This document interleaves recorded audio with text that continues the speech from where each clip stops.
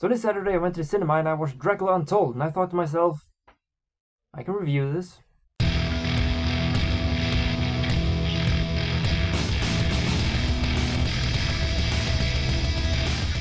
Hello everybody, I'm NerdyGuy, and as I just said, this is a review of Dracula Untold, which is a movie about Dracula. Most people don't know this, but Dracula was an actual historical figure. People think he's just a made-up myth, but no, he was a real figure. A figure that I must say I find really interesting, because he's one of the few people in history who really knew how to weaponize fear. Because his enemies fucking feared him. They feared him as much as when they actually killed the historical Dracula, they chopped off his head and made sure to keep his head and body separate at all times by several miles apart, because they were certain that he would come back to life if they didn't. That's how much they feared him.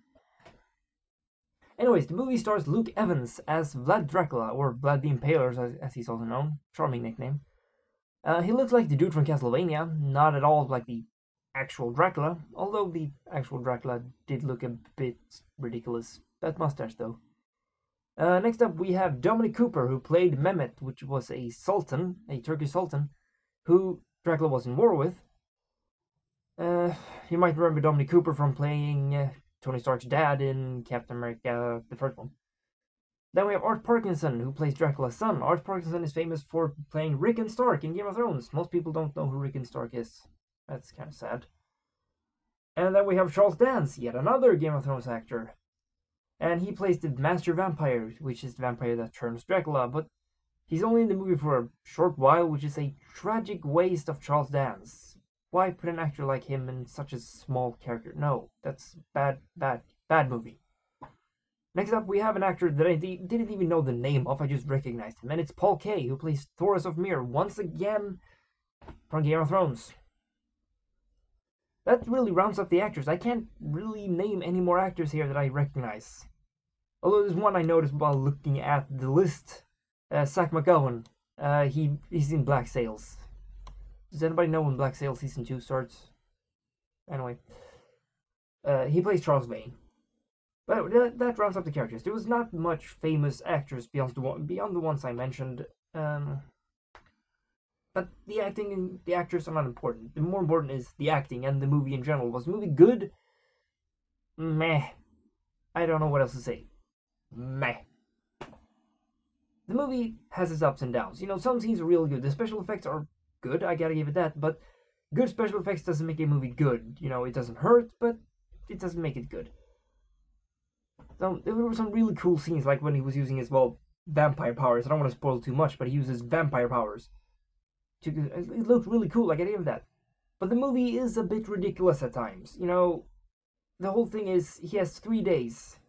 He's a vampire for 3 days, unless he drinks blood, and he would be a vampire forever.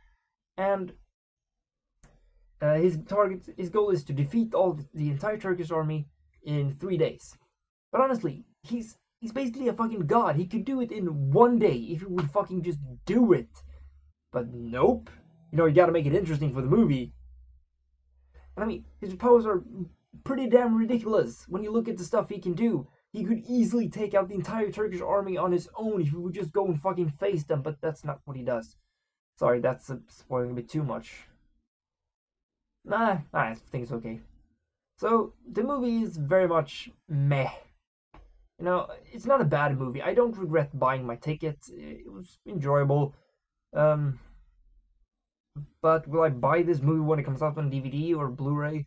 Probably not.